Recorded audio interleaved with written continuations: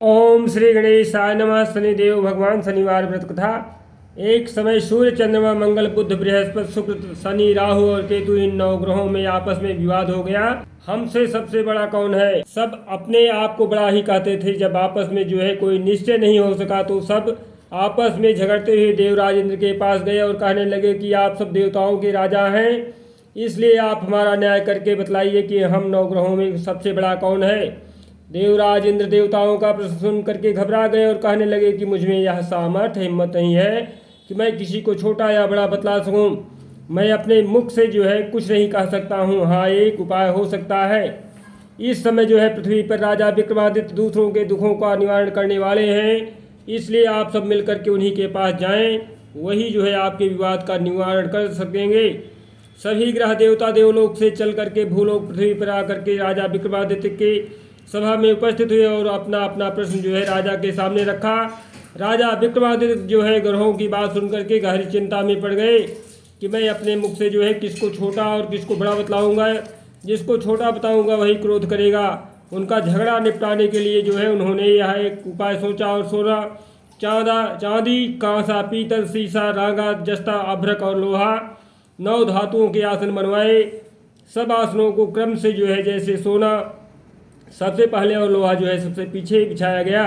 इसके पश्चात राजा ने सब ग्रहों से कहा कि आप सब अपना अपना आसन ग्रहण करिए। जिसका आसन सबसे आगे होगा वह सबसे बड़ा होगा और जिसका आसन सबसे पीछे होगा वह सबसे छोटा जानिए।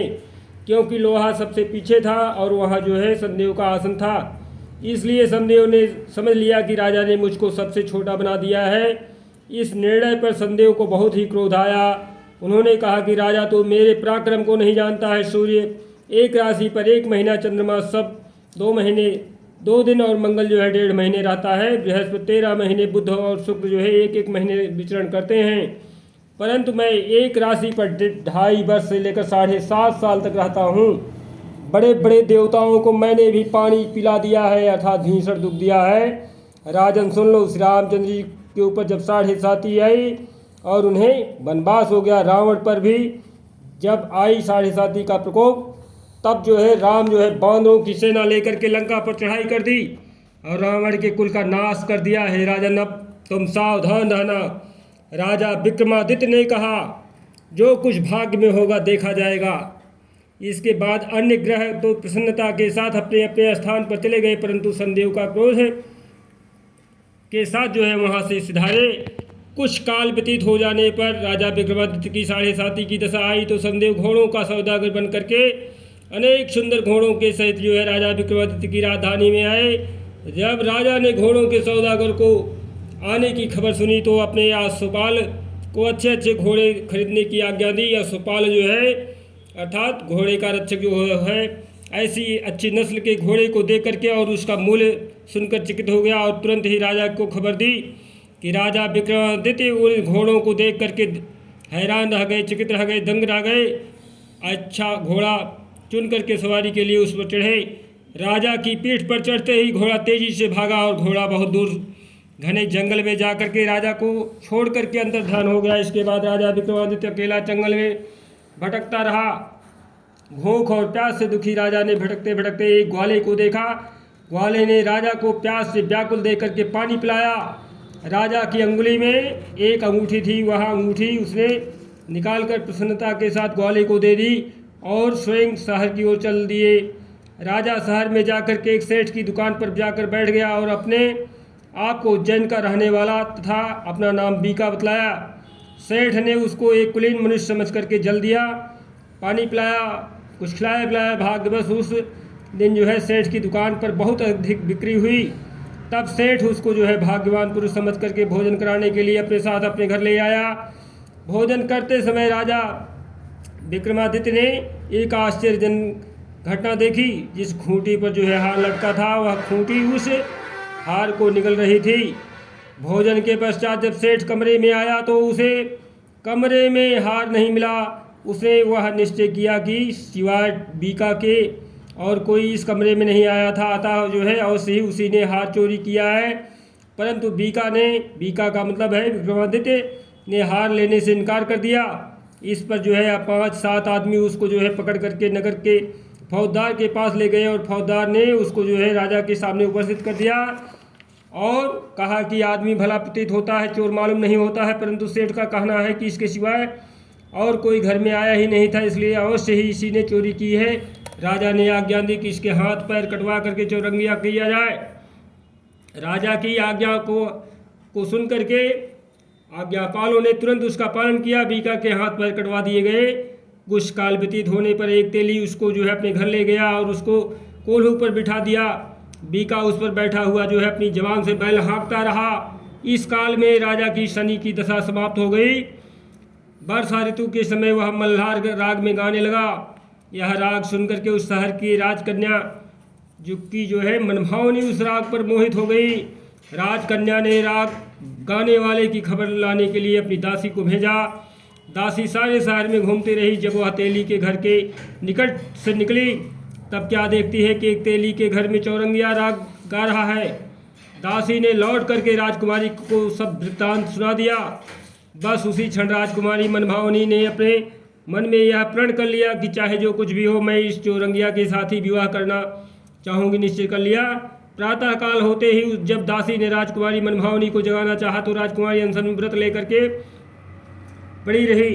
दासी ने रानी के पास जाकर के राजकुमारी के न उठने का वृत्तांत सारी कथा समाचार सुनाया। रानी ने वहां जा करके राजकुमारी को जगाया और उसके दुख का कारण पूछा। राजकुमारी ने कहा कि माताजी, मैंने यह प्रण कर लिया है कि तेली के घर में जो चौरंगिया है मैं उसी के साथ विवाह करूंगी। माता ने कहा, पगली, तू यह क्या कर रही है? तुझे किसी देश के राजा के साथ परिणय किया जाएगा।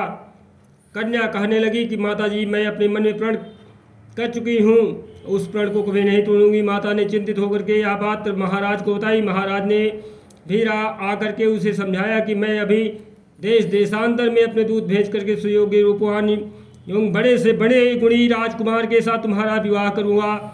ऐसी बात तुम्हें कभी नहीं विचारनी चाहिए, मन में सोचनी चाहिए। परंतु राजकुमारी ने कहा, पिताजी, मैं अपने प्राण त्याग दूंगी परंतु किसी दूसरे से विवाह नहीं करूंगी। यह सुनकर के राजा ने क्रोध से कहा, यदि तेरे भाग्य में ऐसा ही लिखा है तो जैसी तेरी इच्छा हो ऐसा ही करना। राजा ने तेली को बुला करके कहा कि तेरे घर में चौरंगिया है, उसके साथ मैं अपनी कन्या का विवाह करना चाहता हूँ। तेली के ने कहा, महाराज, यह कैसे हो सकता है? कहाँ आप जो है हमारे राजा हैं और कहाँ मैं एक नीच तेली हूँ? कहाँ राजा भोज, कहाँ गंगू? तेली की घटा उसने दे दिया। राजा ने कहा कि भाग्य के लिखे को कोई नहीं टाल सकता है, अपने घर में जाकर के विवाह की तैयारी करो। राजा ने सारी तैयारी कर तोरण और वृंदावन लगवा करके राजकुमारी का विवाह जो है चौरंगिया के साथ कर दिया। रात्रि को जब विक्रमादित्य और राजकुमारी महल में सोए थे तो आधी रात के समय शनिदेव ने विक्रमादित्य को स्वप्न में दर्शन दिया और कहा कि हे राजा, कहो मुझको छोटा बतलाकर तुमने कितना दुख उठाया है। राजा ने शनिदेव से क्षमा मांगी। शनिदेव ने राजा को क्षमा कर दिया और प्रसन्न होकर के विक्रमादित्य को हाथ पैर वापस कर दिए। तब राजा विक्रमादित्य ने शनिदेव से प्रार्थना की, महाराज, मेरी प्रार्थना स्वीकार करें। जैसा दुख जो है आपने मुझे दिया है वैसा और किसी को ना देना। शनिदेव ने कहा, तुम्हारी यह प्रार्थना स्वीकार है। जो मनुष्य मेरी कथा सुनेगा वह कहेगा उसके सारी मेरी दशा जो है 7.5 की समाप्त हो जाएगी। कभी किसी प्रकार का कोई दुख नहीं होगा और जो जरूरत होगी वह मैं पूरा करूँगा और मेरा ध्यान करेगा या चींटियों को आटा कभी डालेगा, उसके सभी मनोरथ पूर्ण होंगे। इतना कह करके शनिदेव अपने धाम को चले गए। राजकुमारी जब मनभावनी की आंखें खुली तो और चौरंगिया को हाथ पैर से युक्त देखा तब वह आश्चर्यचकित हो गई।